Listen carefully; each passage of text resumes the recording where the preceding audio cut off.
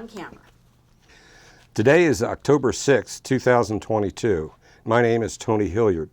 I'm a volunteer at the Atlanta History Center, and with me is Sue Verhoff, Director of Oral History and Genealogy here at the History Center. We're here today to record the oral history of Ms. Sparkle K. Adams, who served in the United States Air Force for 25 years. Ms. Sparkle's oral history is being recorded, Ms. Adams' oral history is being recorded for the Atlanta History Center's Veterans History Project in partnership with the Library of Congress. We're honored to have you with us today, Ms. Adams, and thank you for participating in the project. Thank you so much. I'm honored to be here. What we'd like to do is begin with starting with your early life. Can you tell us, well, first of all, tell us your full name. My full name is Sparkle Cornegay Adams. Okay. And what was your date of birth? 2355. 2355. 1955. Okay. All right. We'd like to begin by talking about a little bit about your early life. Where were you born and how did things go from there? I was raised in the city of Chicago, and I was actually born on Great Lakes Naval Base. Okay. And so the type of child I was, my mother says I was a defiant child. And that's what she says, but I think I was a child destined for leadership. Okay. And so with that being said, I guess I was kind of defiant. I was the type of child that I did not attend a lot of clubs in high school. I was a part of the yearbook staff, but I never went to the yearbook meetings. I didn't do much of anything, but I was the type that had a crowd around me. I had certain friends that I hung with, and we would go from house to house. And just hang in the neighborhood. We would sing on the corners. What did I do? I also was in part of the distributive education class, which they found you jobs. And I worked for McDonald's for 1 week. They fired me. I worked for, it was a program for youth. And they had me working at a hospital. So I worked at Michael Reese Hospital. And that was pretty good. I worked at the University of Chicago for a minute, for the duration of the program. And then I worked at a pizza place, and they fired me. And then I worked for Illinois Bell. I was fired from there. I moved out to California and started working for Pacific Bell. So they fired me. How old were you when you left Illinois and went to? 18. 18, okay. 18, just about to turn 19. And was fired from there. And then I started working for Sears. I'm going to say it was a layoff, but I was fired from there. And then I figured, I'm going to go into the military because I would see movies that depicted military life, and I thought it was really cool. And my stepfather was in the military, and he used to tell us all these stories about the Air Force. And my aunt was in the Air Force, Peggy Brooks. She was Peggy Fox then, but she was in there during the Korean War. And she didn't tell a whole lot of stories. All we knew is she was in, and one of her cousins was in. And then I said, okay, I'm going in. I had 2 brothers already in the military. They went to the Army. But I thought the smarter service was the Air Force. I've always been an honor student. If I would have applied myself a lot more, I could have probably been president by now, but that wasn't my frame of mind growing up in Chicago. It was survival of the fittest. That's basically what it was. Okay. And so with that being said, I moved out to Los Angeles, and then I decided I'm going to join the military. And I left Los Angeles, came back to Chicago, signed up in Chicago. Then I decided, no, I don't want to go. And then I went back to Los Angeles, and I signed up in 1974 for the delayed enlistment program. And then I decided, okay, let me go and see what this is about. And I would never forget that first day, meeting up with the recruiter and getting on, I don't know if we got on a plane or what, but I remember the dead of night arriving. It could have been 4 o'clock in the morning, I don't know. But it was scary. It was scary because I had never been away like that. And then when they started us getting up in the morning and teaching us how to be acclimated to military life, that was a shock. And it was, I think it was probably about 80 or 100 ladies. And out of all of those, it was only 4 black females. And the 4 of us decided we were going to stick together because we had women in our service who had never seen black people. Okay. And so they wanted to touch our hair. They wanted to touch our skin because they believed the myth that if you touched a black person, that they were going to turn black. And so it was like, I'm really human. And it was traumatic, but we decided that we would stick together and make sure that we were safe. And so we had a white training instructor and a black training instructor. They were male. And so the training instructor saw in me something that I didn't even know I had in myself, which was that leadership. And so with that being said, I excelled as an honor student, even with obstacle courses, and I was terrified of swinging across water, but I did it. I did it because he encouraged me. He kept saying, you could do it, you could do it. So climbing under the nets and over the tires and all that stuff. I was always kind of sort of a tomboy. Raised with 4 boys, you had to be tough. And I could probably knock half of them out. I would tell them, it'll be 2 hits. I hit you and you hit the floor. That's it. So. What base was this? What did you do your basic training? San Antonio. San Antonio, okay. Lackland Air Force Base. Okay. San Antonio, Texas. And how long were you there? I think we were there 8 weeks. 8 weeks? 8 weeks. And then after that, you went? After that, I was stationed at Keesler Air Force Base in Mississippi. And Lord in heaven knows I didn't want to go to Mississippi because my family's from Mississippi. And, we heard stories about Mississippi. We saw movies about Mississippi, the history of Mississippi, and I didn't want to go there. But that was a really nice base. Being down there on the Gulf, it was beautiful. I didn't have any issues as far as the discrimination was concerned, even coming off of the base. There was a young lady named Marilyn Williams, and she was from the Gulfport area. And so she, having her as a friend and knowing the area, that made it easy for me. So I was an air traffic controller. Okay. I went in as an air traffic controller, and I didn't even know what an air traffic controller was. But they said I scored high enough that that field was open. And so I was like, I don't understand what the issue is with keeping 2 planes apart. I really don't, why do you all say this, But once I got into the training, and at that time we had flight strips. We didn't have all of this technical stuff that you have now. We had to know the type of plane. I had to draw each plane and identify what that plane was. I had to not only identify that plane, when we knew we had those planes, we had to know the speed, we had to know the altitude, and we had to know the language to communicate with the pilots. And the radar unit, the ground unit, it was just a lot. But it was okay, I thought. but it was a male-dominated field.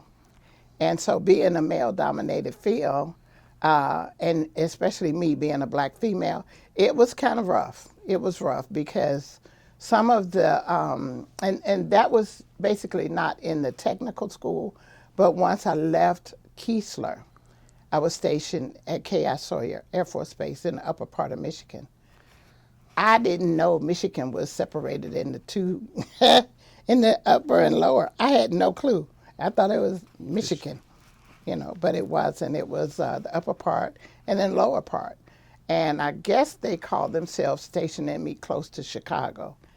I don't know. But that base, it snowed in September, and I couldn't understand that. I didn't even know geographically was but I was there.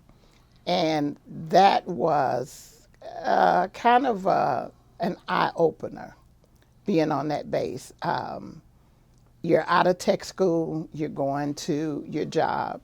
And I worked every shift, 2 days of 7 to 3, 2 days 3 to 11, 2 days 11 to 7.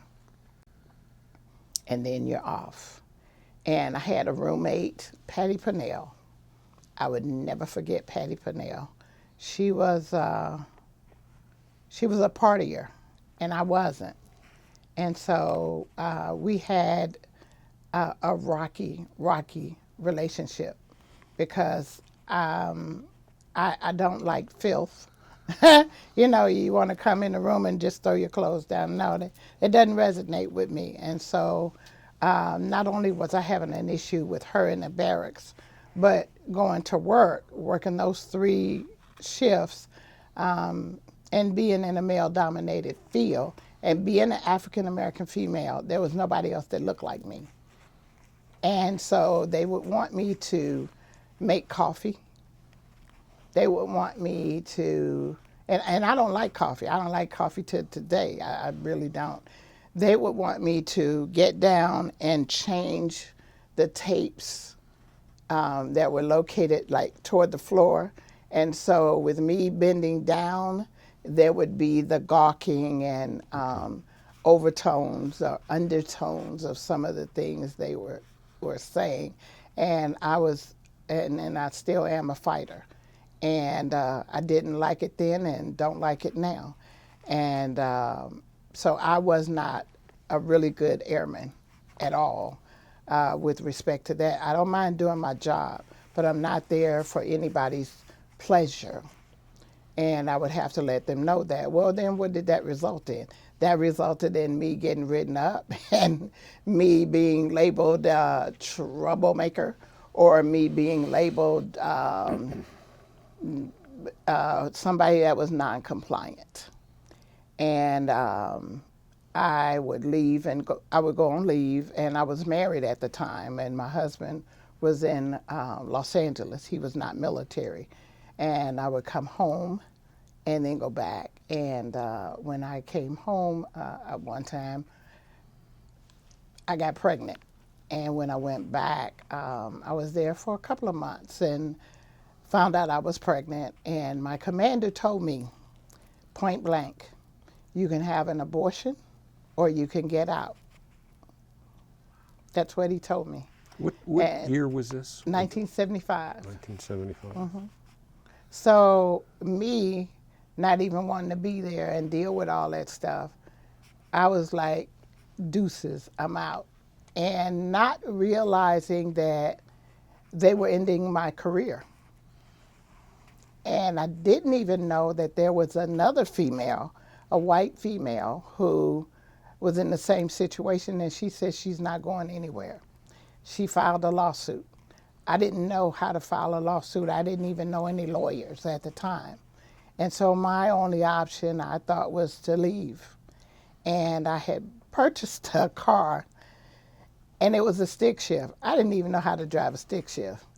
But I said, okay, if this is an H, and this is what you do with the H, then I'm going to just tear this car up trying to learn how to drive it. So K.I. Sawyer was located in the mountainous part of the upper part of Michigan. So I had to come down a mountain with the stick shift.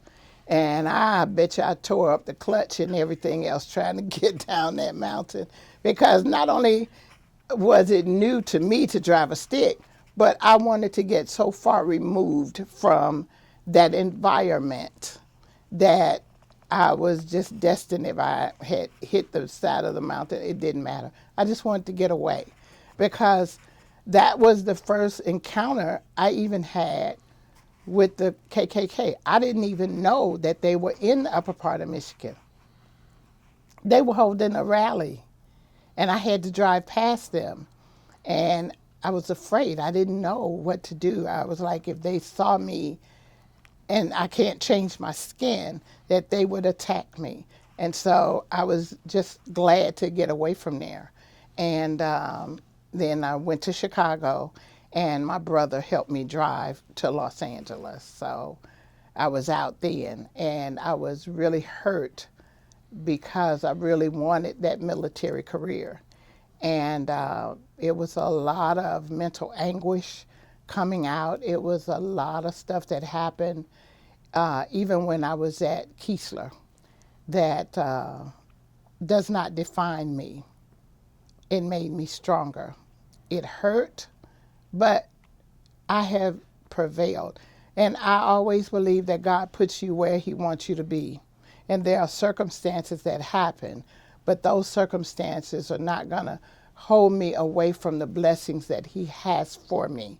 And so with that being said, I continue to move forward. I continue to be that defiant one that my mom said I was, in the sense that I won't allow anybody to label me, to categorize me, to hold me back from what's destined for me. We could agree to disagree and keep it moving. But I don't feel like I have been put in a box, because I won't allow that to happen. And so after I came home, dealing with probably some mental health issues that I didn't know I was dealing with, I ended up leaving Los Angeles and moving to Chicago. And he moved to Chicago. We tried to work it out. It did not work out. Your husband? My husband, because I was not actually dealing with who I was, and continued to be angry, and knew that I needed to raise and protect my daughter. And so I was around my family, and that was good, that was comforting, but something was still nagging at me. And I was embarrassed about not serving my full 4-year term. But that was okay, because I went to Sears and I got a job. And the lady said, well, I see that you were let go of the Sears in Los Angeles. And I said, yes, ma'am, but I'm a changed person and I need this job because I need to raise my daughter. And I don't have any other options, because if you don't give me a chance with this job, and I'm down here and you're here, where would I be? I mean, where am I going to go? So she trusted what I said. She hired me, and I worked for them for 4 years in Chicago, because something was still nagging at me to say, you have not reached your potential. I will not have you in a box here, just going to work, going to work, going to work, and coming home. And a friend had moved down to Atlanta and said that it was a great place to go.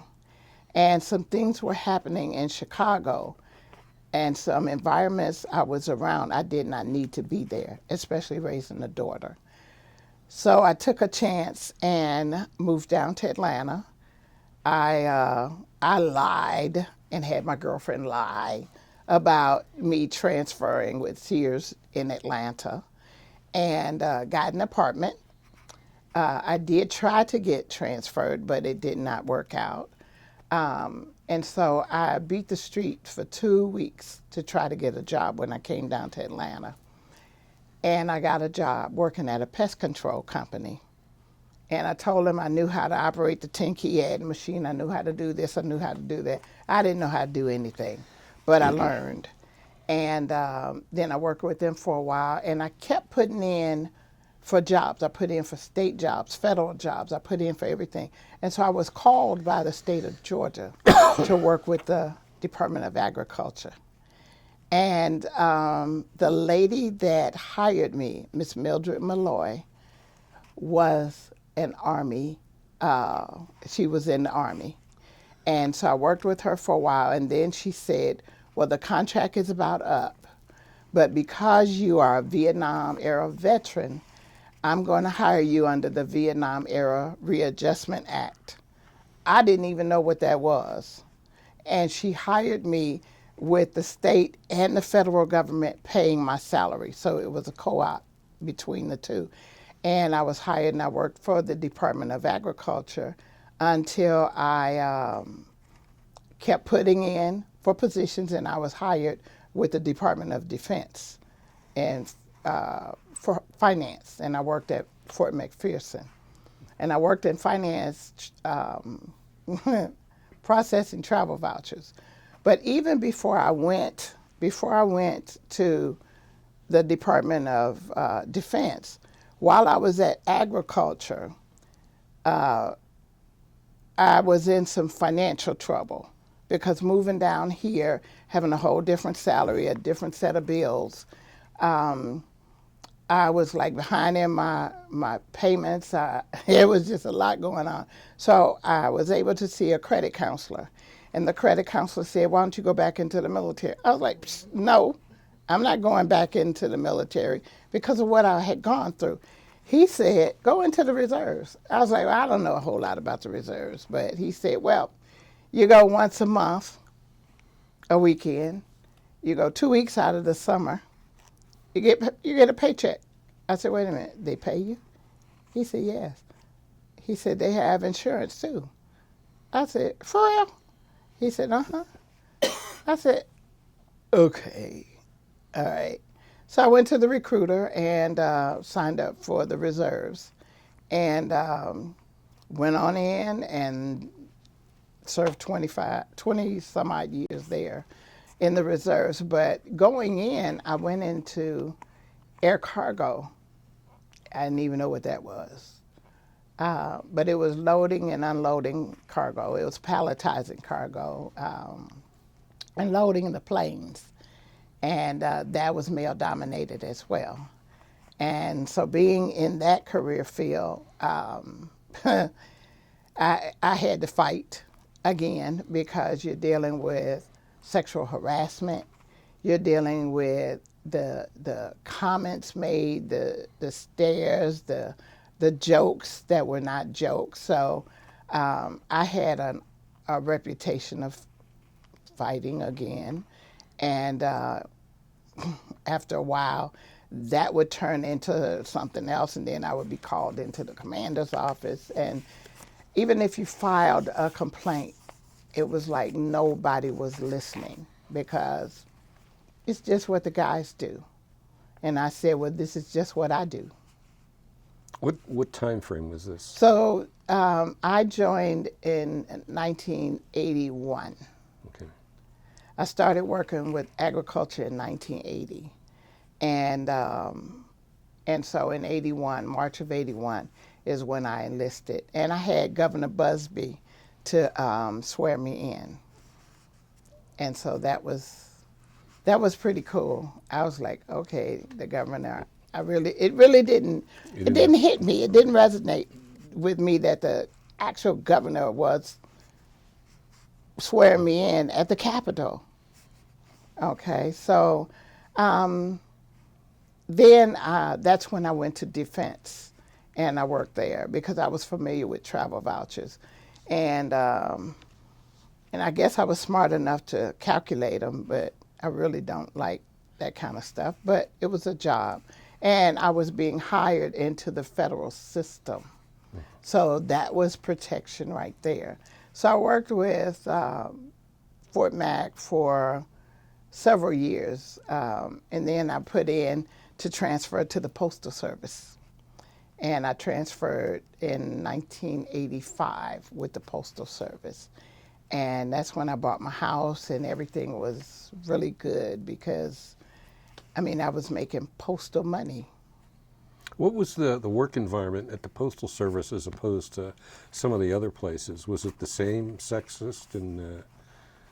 It was the same sexist attitude, but you had a lot of women there that if the eyes weren't on you, they were on somebody else. And so there, again, you know, you'd have to stand your ground. You have to let them know, this is not what I do. I don't appreciate this. You know, you have to let them know. And I did, and I became a union steward.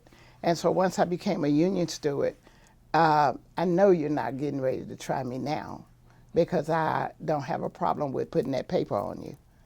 And so I didn't have to deal with a lot.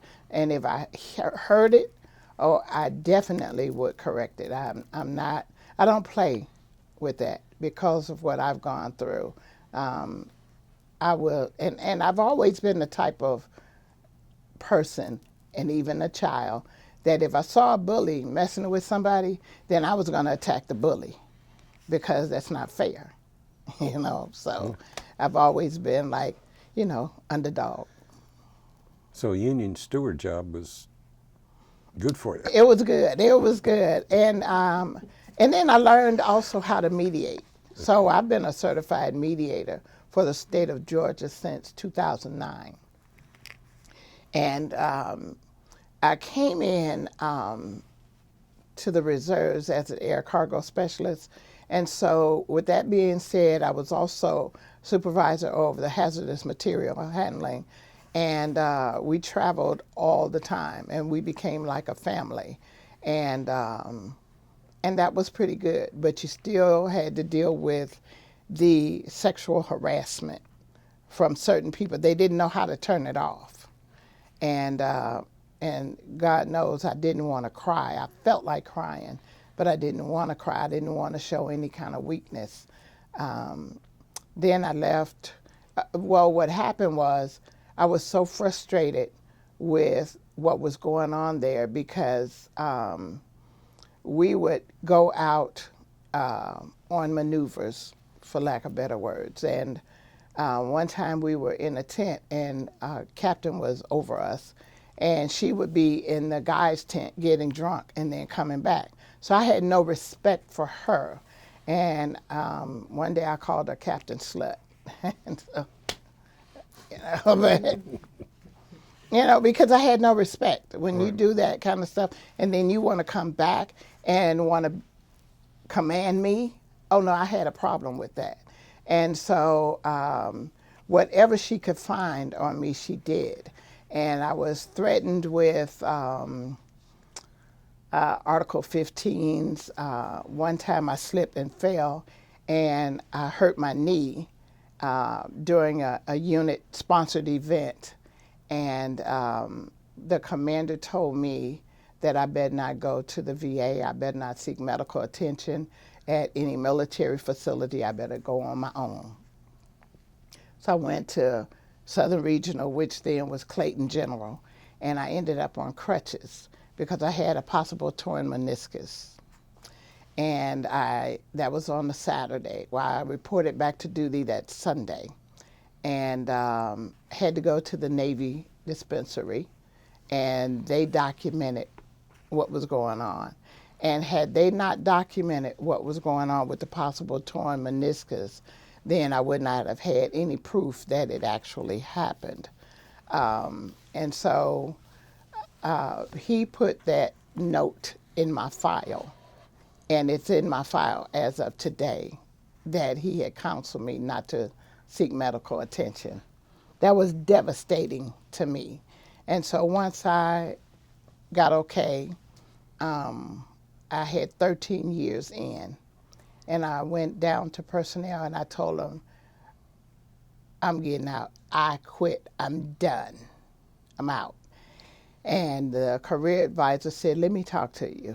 And I talked to her. I told her, I'm sick of this stuff. You know, I mean, I'm about to catch a case down there, and it's not good. And so she said, well, we have another job that's coming on tap, and I want you to apply for this. And it was a family readiness, family support. And the Army and everywhere else had it, but the Air Force didn't have it. It was new to the Air Force. And so I applied for it. And I think I had my bachelor's in human resources management. And the commander said that she was looking for somebody with more experience in human resources. And so I was like, I really need to get out of that unit. And I will work. I would do, and I just made all of these promises that I would do and that you won't regret it. And at that time, Major Gail Bowen gave me an opportunity. She gave me a chance. She took a chance on me. And we are still good friends to today. That she opened the door for me. And with that job, I didn't have to wear my fatigues every day. I was really afraid that now being in an office setting, that they were going to call me back. And I was going to lose my job. You know, I had been so used to being fired. And I was like, they're going to fire me. They're going to get rid of me. I'm going to end up back there, you know. But it didn't happen. And I was also flown to Washington, D.C., and we received a Reinventing Government Award, and spoke before the Senate. And I'm still in a cloud that I didn't know what was happening. I didn't know what we were doing. And I got a letter saying, you know, congratulations and all that stuff. And I was like, oh, that's cool, you know. And so I was able to implement some ideas I had because I was over the workforce development portion of family support and family readiness. And so what my job was at that time was to talk to the families of the deployed military persons and see if I can help them as far as getting a job. And I have a success story to tell you that one of the wives had not really worked. She really didn't have anything, and we were trying to get a resume together for her. So I told her, I said, you worked. We're just going to transfer your skills into a language that can go on your resume and be attractive. I said, you handle the finances in your house, right? So you have financial planning, financial management. You have all of that stuff, you know? And then you have the ability to communicate orally and in writing because you go to your children's school, right? You have to deal with that. You have mediation skills because you're keeping your kids from fighting. I said, it's a whole lot of stuff that we can glean from your services at home, being a household engineer or whatever. If something goes wrong, she ended up getting a job. Did you get formal training for that, or did you kind of just use your experience? I pulled from my education. Okay. I pulled from that, and I pulled from my experience because she was able to get a job working in a law office. And I was ecstatic. She was ecstatic. Her husband was overly joyed. The kids weren't because she was out of the house, but it was a really good feeling to be able to help somebody like that. And so I worked that for a while, and then I left and was promoted. And I started working for Military Equal Opportunity. And that was in my wheelhouse because I was able to gather information to file claims and charges against people who felt as though they were discriminated against, or something was done wrong, or there was some kind of infraction that that would end their career. And so I did that for a couple of years until I got promoted again and became a group career advisor. And so that being the cream of the crop job, I had career advisors under me, and then they had units under them. So all in all, I think I was responsible for about 2,000 or 3,000 military members, and that was a really, really good job. I had a really good commander. And then when he was promoted and he left, I got a commander named Colonel Slick. And the name says it in and of itself. But in the interim, I was working with the Postal Service, and I got a promotion to the Postal Inspection Service. And that was the law enforcement arm of the Postal Service. And so I was able to analyze. I was an analyst, so I would analyze criminal trends with the Postal Service, be it identity theft, money laundering, narcotics, child pornography. It was just a lot of things that was happening in the postal system, and I was able to work on employee theft, fighting, whatever it was. I was able to work on it, and so several people had been prosecuted because of my analytical skills, and I was also able to create a diversity program for the Postal Inspection Service, which is what they use now. And I was very proud of that, because in all of that, I went back and got my master's in public administration and public personnel policies. And I was very active in the community. And so the community, the neighbors, came to me and asked me if I would run for city council. And I was like, no, they're going to look at my background, see I've been fired from all these places, and no. They said, well, you know you get a check every month. I said, hold on. Not that I'm motivated by money, but I tell you what, okay, that could help. And they said, yeah, and you get insurance and all that stuff. I said, okay. And they said, you don't have to worry about anything. We'll run your campaign. Because I didn't know what a platform was. I didn't know all of that stuff. But I knew the guy that was representing me did not even have a high school education, and he was an elevator operator. And I'm like, come on now, you know? And so we ran. I ran for office for city council in that was 2001. I ran for city council, and I missed it by 2 votes, like 1-2.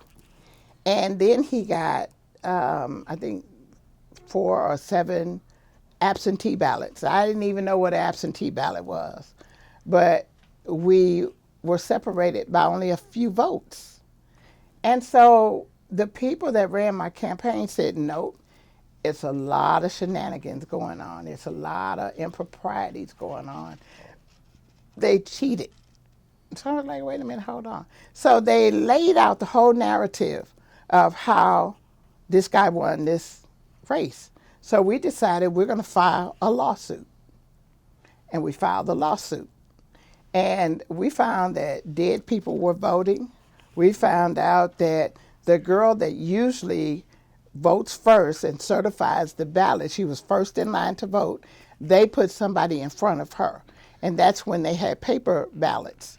And so they had stuffed the ballot box with votes for him. Because when we looked out and the people were voting, there were about 100 people in line waiting to vote that couldn't even vote because they had the cutoff at 7 o'clock. And so I was like, okay, but as we went back and we figured out who voted, we thought we had enough evidence to bring it to court. And we went to court, and several of the judges recused themselves. Well, this one judge out of South Georgia decided he'd take it, and he did. And when I went to say my piece, he said, young lady, I don't even need to hear that because you didn't file your paperwork the correct way. Well, what he didn't know is that I did my research. And I said, according to, and I forget the name, we'll say Smith and Wesson. According to Smith versus Wesson, you cannot throw out a case because of what they say is want of form. which means that I, as a layperson, will not have the language of an attorney, but it's just as good. And he said, young lady, you say one more word, then I'm going to make you pay for their attorney's fees, and you have lost your case. So I was like, oh. And I lost. I lost that.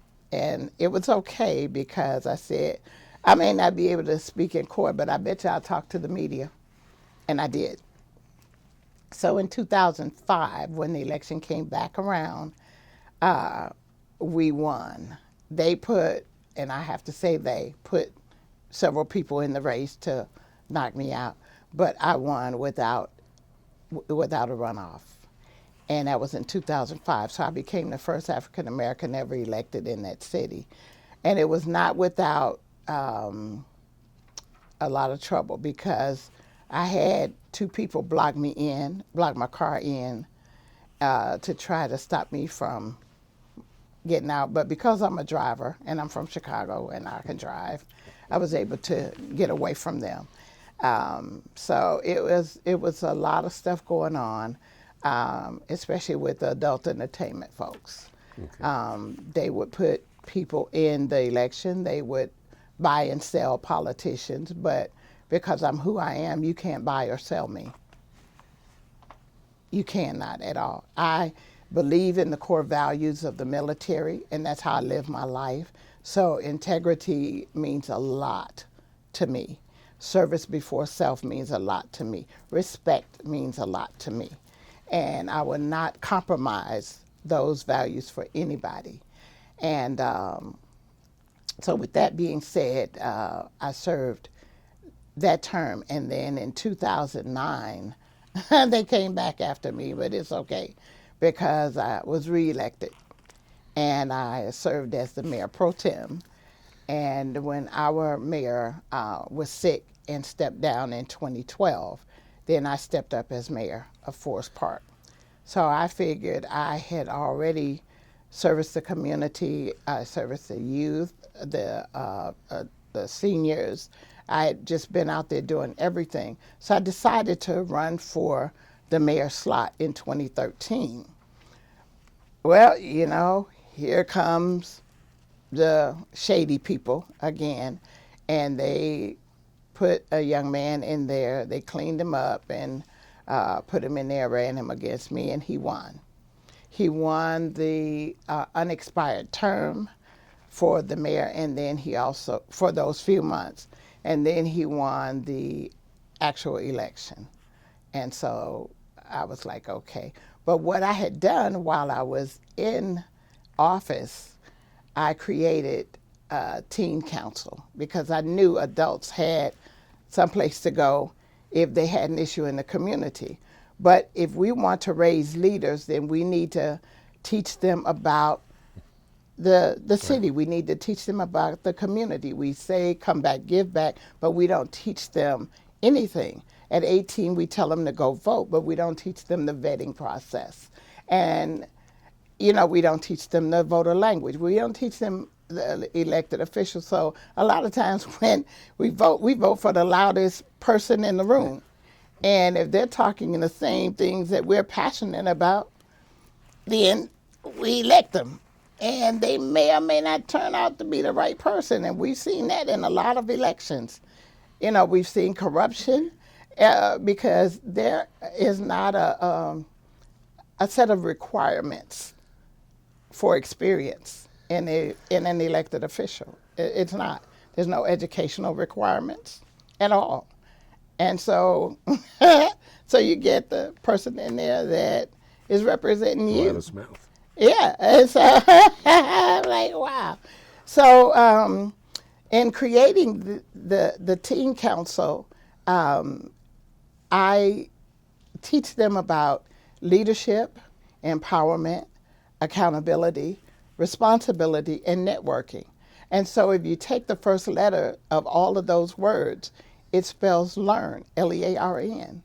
And so that's what it's about. It's about teaching them how to be better stewards of the community, of their families, of the businesses. They'll be a better employee, a better boss, a better husband or wife, a better mother or father. You have to teach them life skills. The schools teach them academics, but I teach life skills, self-determination, self-management. We talk about financial management. We talk about workforce development, how to write a resume, how to write your story. Because if you don't tell your story, I don't know it. You're your greatest salesperson. So I've had the teen council for about 15 years now. And they're part of the Secretary of State Student Ambassador Program. They're part of the Georgia Municipal Association. They're part of the National League of Cities Congressional Conference and Cities.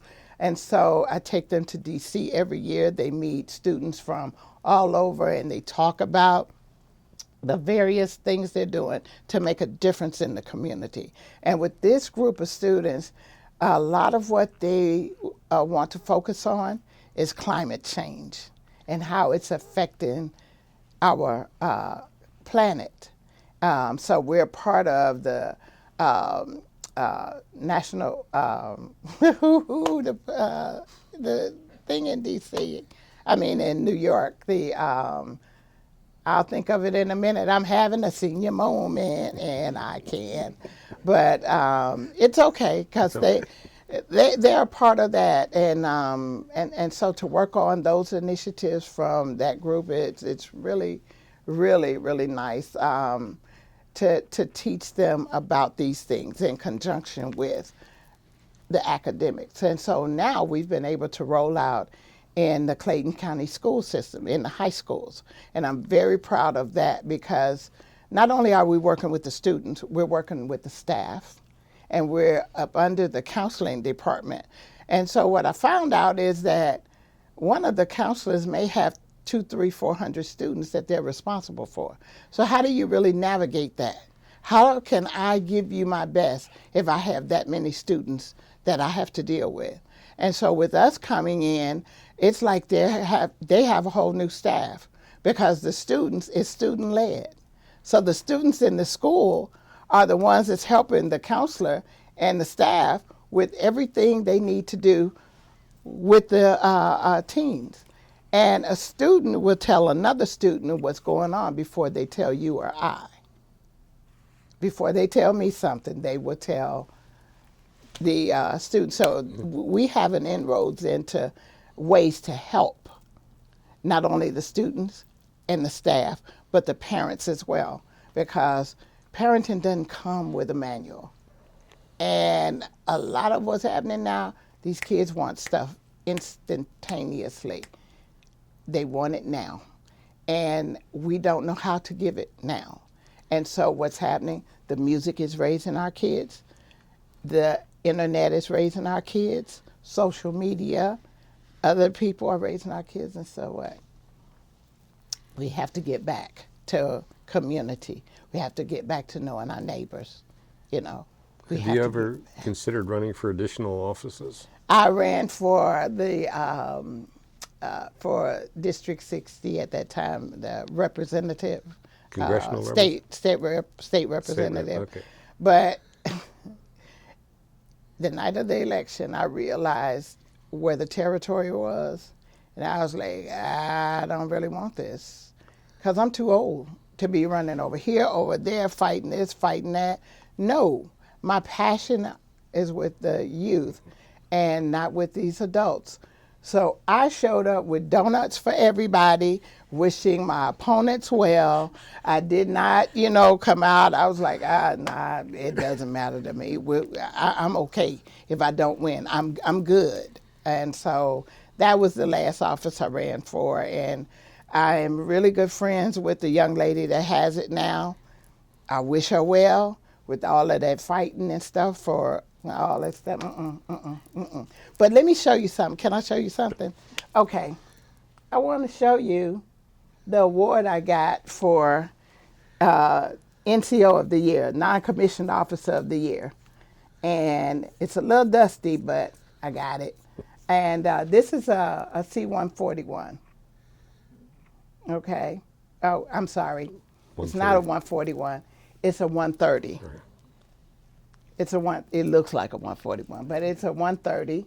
And when I got this, I was like, "Oh wow, that's cute." But I'm not into model planes. But it's great. I received this in 1995.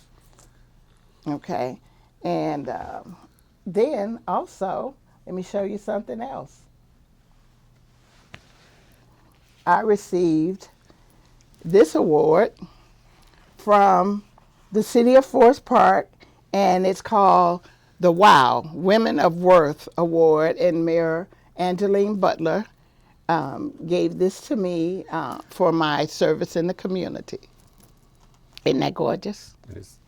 Okay, I have another one, and this one came from the 100 Black Women, the National Coalition of 100 Black Women, and this was an Unsung Heroine Award, and this was given to me in April of 2022, and that thing is really, really heavy.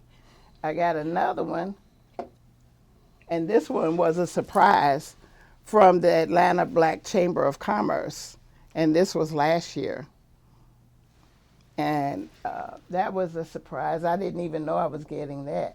But this one right here, this is so funny. This one, they gave me Top Chef Award. Now, I am not the chef. My husband is. But they gave it to me. So I'm like, thank you very much. And I let him touch it every now and then. So, okay. But let's talk about this one right here, the House of Representatives. I got this one. And isn't that beautiful? Isn't that beautiful? So, what is this for? When did you get that? This was in 2019. And this particular one is the one I'm most proud of. And I have so many things to show you. Because this one right here has awarded me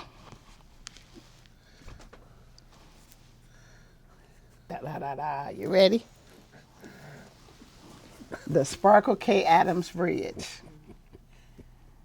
This is a bridge that was dedicated to me, and it's on Interstate 75 over exit 237, which is State Route 331, Georgia State Route 331. And it was awarded to me because of my service, because of my history, and State Representative Mike Glanton put the legislation forth, and we had the ceremony to unveil it. So when you're going down the interstate, you would see at the Farmers Market in Forest Park, Sparkle K. Adams Bridge, and I'm very, very proud of that. I'm going to have to drive down there and see it. Yes, you do. And another one that I'm very, very proud of, and I want to show that to you, is I have been inducted into the Georgia Military Veterans Hall of Fame. I was inducted last year in November 2021. And so now, when you take a tour of the Capitol, when they unveil it, my picture will be in the Capitol as part of the Georgia Military Veterans Hall of Fame. There are only 4 women that's been inducted into this Hall of Fame. My inductee number is 132. And so out of that many is 4 females. It's 1 other African American and 2 Caucasian women. And so this year, I think there are 4 women that are going to be inducted. And so to lead the charge with this is huge. It's huge. And so I'm very, very proud of those. I brought so much stuff to show you, and I've been so excited about this interview that I want to just share one more thing with you. And maybe we could look at this. Maybe the camera will turn over here and show you some of my photographs from my early days. And that was about, maybe it was about 50 pounds ago. How about that?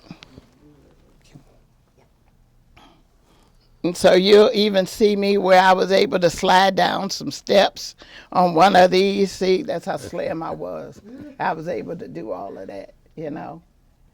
So, yeah, you see. And then I became NCO of the year, and I was, well, they did several articles on me. And so here's a picture with all of the guys and a few of us ladies. And and remember when I was telling you about my training instructor? There he is in basic training. Yeah. Yeah. And then this is me thinking I could wear blue eyeshadow back in the day. And this is the four of us. I told you it was four of us in my basic training. And remember I told you about Marilyn Williams that was down in Mississippi. This is Marilyn. And this is me being a guide on leading the troops. Okay. Mm-hmm. And I'm in a helicopter on this one. I think one of them I'm in a helicopter. And it was down in Panama. Yeah, okay. So I've been to Panama, I've been to Italy, and Panama was right after Noriega. And I went to England. I've been in a lot of places. I wanted to show you all. Also, for here, I was a part of the Walker Heroes Veterans War Memorial. They have this place out in Conyers, Georgia, and Tommy Clack was instrumental in putting me in here, and so was Val Archer. Val Archer, the late Tuskegee Airman. Val got me into this Walker Heroes War Memorial, and so a couple of more things, and then let me show you all. This is from the Secretary of State. I was awarded Outstanding Georgia Citizen. And I'm very proud of that as well. Okay? And this one was in 2015. But to cap it all off, I want to show you this picture right here. It's a little bit dusty, so I have to look at that lady. That is my glamour shot right there. Isn't that nice? Okay. And then I have a couple of more things back in the back, and my political stuff, and my other stuff. But it'll be on display, hopefully, because it's doing me no good being at my house. Okay. And so today, most of it is spent with the youth, helping them out. But I'm also the chairwoman of the Clayton County Veterans Advisory Board. And that services the veterans in the Clayton County area to make sure that all the entities that are working within Clayton County work cohesively together for the veterans out in that area. I was also the president of the National Association of Black Military Women, the Atlanta chapter. We have made several strides. We have an office. We lead the charge with members, with the activities we're doing. And it really, really warms my heart to be able to be here with the National Association of Black Military Women, the Atlanta chapter, with Mary Clemens helping us out. I have to give her a plug. That's my girl, yes. And with you all as well. I really, really appreciate being able to tell my story. It's a great story. I mean, my response is, wow. That's a heck of a life experience. It is. It's interesting that you began your service career, lifelong service career, in the military, and it wasn't all that great. But you've turned it around and taken that and made something. My daughter's just like made lemonade out of lemons. Mm-hmm. And I think you're to be congratulated. We're glad that you tell your story. Thank you. People need to hear it. Yes. I kept saying I'm working on my book, and I started my book with several chapters, and I'm going to finish it. I'm just trying to get the teens to where they're operating with a person that's going to serve as executive director, where I could just step back. And I have a young lady in mind, and she's doing a fabulous job. So I'll be able to go on the beach and just finish writing my book. I'll be able to alphabetize my spices at home and just chill out. Yes, yes. Tell us a little bit about your family. You just Yeah. the rest of the story. Oh, wow.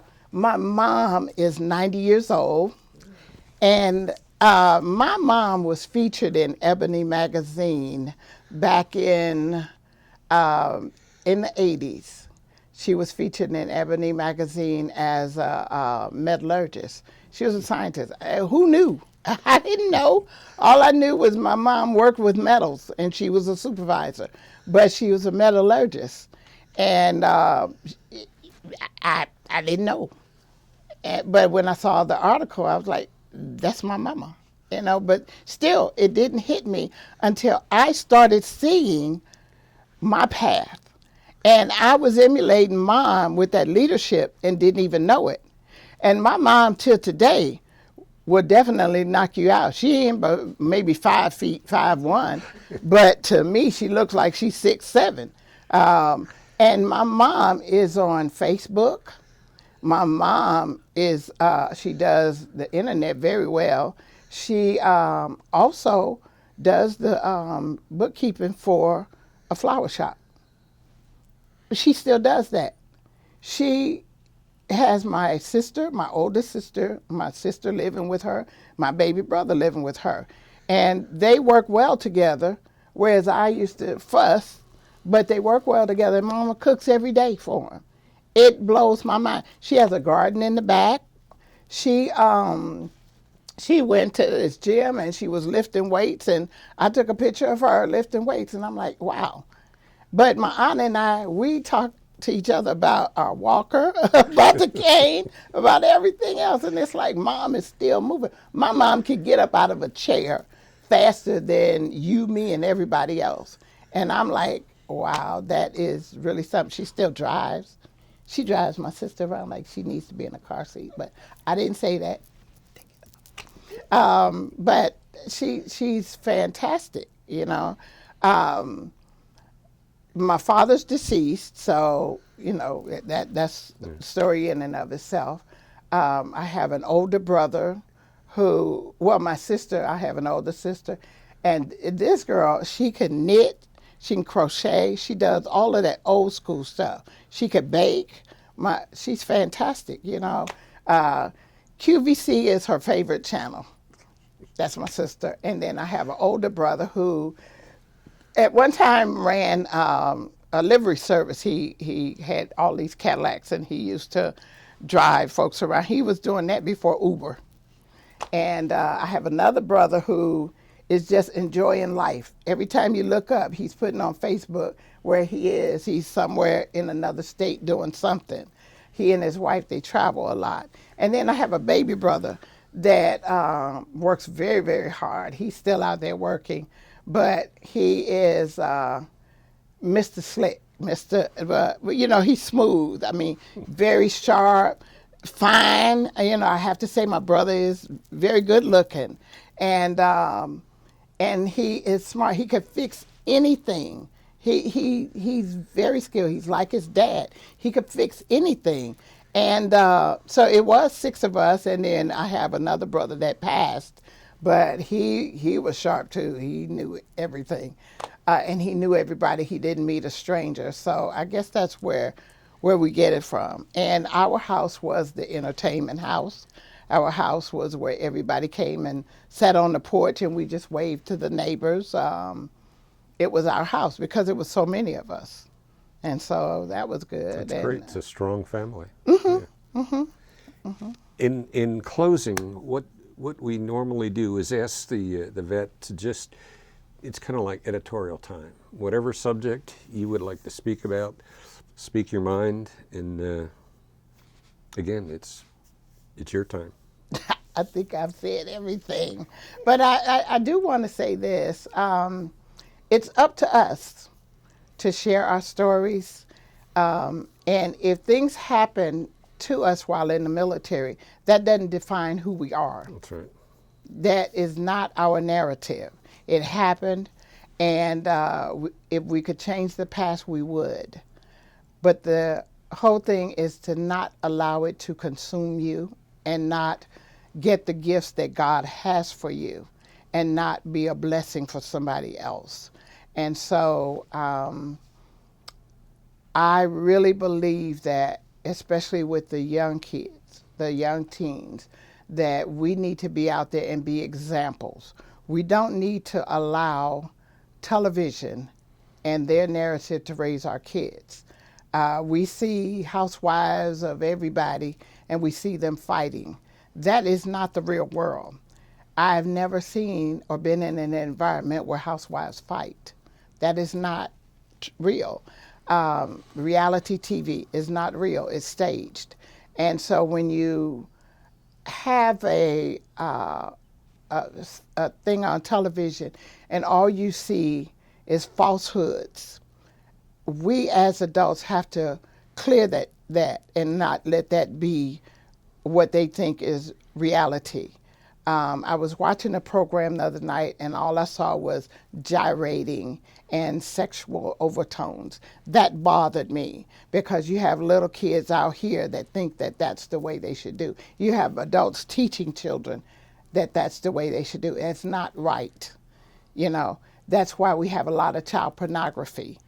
And it's not funny and it's not a good thing when a child is being attacked or raped or being sold on the market.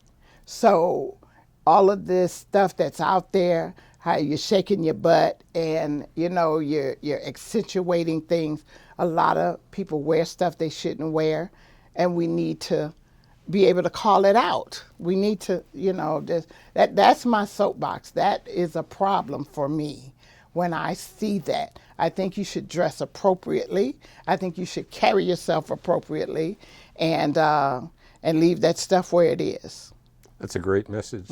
I hope this helps you get that message out. Yeah, child trafficking, human trafficking, it's never good. You know, we have to figure this thing out. We have to be a better society to our to each other. Attacks on the elderly, it shouldn't happen. And if you see something, say something, do something. Not just see something, say something. Don't sit up there and just video it and let it happen. See something, say something, do something. And that's my motto. You know, don't ever do anything around me because I am a snitch. I will tell it, especially if it's a reward. I told my kids, you better not do anything because I'll be the first one to turn you in. Yes, I will. Collect my money and keep it moving. Okay. Thank you very much. We really appreciate you spending your time with us and your message. Your message is a message that a lot of people need to hear. Thank you. And with your organization, I mean, when we talked to Mary earlier today, I mean, that's an impressive group, and I wish you much success with that. It's called Walking in Authority Teen Council. And we walk in authority. We have an oath that we say on how we exude leadership with everything that we do. We empower those around us and be accountable for our actions. We are responsible for the decisions we make in our business, social, and professional environment, so our network will stand strong. And that's what they say every time. And so that's that learn. That's that portion I told you all about. That leadership, that empowerment, accountability, responsibility, and networking. We have to teach them about that. And I think that the teens that I'm teaching would come out, like I say, as better stewards of society. Okay. Can I say one quick thing? I'm sorry, yeah. No, you go ahead. You had a question, Mary. Oh, no. Okay. What would you say to the ladies of NABMW about coming and doing their story? I would encourage them to come and do it because a lot of young ladies that are in the military, that have been in the military, have had things to happen to them, but we have to get them to get mental health help. A lot of us, we don't want to admit that we need help, but we do. um, admitting you have a mental problem had been such a taboo. But look at where it has us. We're angry, we're fighting. We're fighting internally. We have a tug of war where we're having a balancing act with ourselves, and we have to get help. We have to get help. Families are breaking apart because we have not gotten the help we need to deal with situations, and we have to be a stronger person. And so I encourage us to come out and tell our story, because the military has to continue. We have to encourage young ladies to keep it moving, and don't be afraid.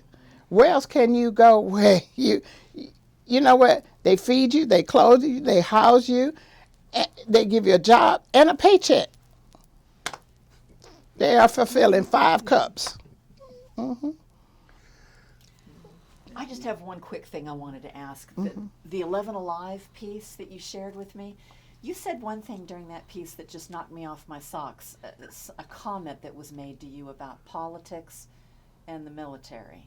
Do you recall that? Yes. Would you mind sharing that with Colonel us? Slick told me that I did not look like I belonged on his staff. And I was so devastated about that comment. As he was talking, I was writing my response. But when I went to give my response, my throat was tightened. I could not say anything. God said, I got this. And he took my voice away. And the only thing I was able to say was clock me out, because I had never been talked to like that. And I'm a leader. And when he said, I don't look like I belong on his staff, to me, that ended my career. Just like it did back in 1975 when that commander told me the same thing. I just reflected on that. So the next month when I came in with several letters. I came in with one asking that they process me out for retirement, 2, to be excused for duty until April 1st, which is my retirement date, and it was also April Fool's Day, and 3, I told him how I wanted my ceremony to be, and I did not want him to say one word. I didn't want him to officiate my retirement. But I was told, well, he's your commander and he has to do it. Well, what I did, because I have such a huge network, I had a friend, and I have a friend, who is a general in the Army. And when the general comes on base or the general comes in the room, then you take notice. And for me, who did not look like I belonged on his staff, to be able to bring a general to my service, and I brought the Tuskegee Airmen in on my service. I had Colonel Dryden to speak. Yes, I did. And I had the mayor and the city manager of Forest Park. I had Colonel Bowen, because by that time she had become a colonel. She came up from Warner Robins. I had everybody. So Colonel Slick didn't know who he actually had on his staff that he said didn't look like it. And I also, in between there, was elected to the city council. And so the old lady had to go. And I left. And then I found out later that Colonel Slick was transferred and came up under the command of my commander that hired me in that position. And he really caught it, especially when he turned 50 and they did an Over the Hill gang party for him. But, and I say that to say, don't ever allow anything anybody says that to adversely affect your path, because what God has for you is for you. Now, was I devastated? Yes. Was I upset because I did not reach that pinnacle that I strived for? Yes, I was. But look at me now. I am here. I have all of these accolades that I may not have gotten had I stayed there. I don't know. But I'm good. Colonel Slick. Oh. Thank you. Oops. Okay. All right. Good. Thank you. you for your service, and thank you for doing this Thank you. off camera.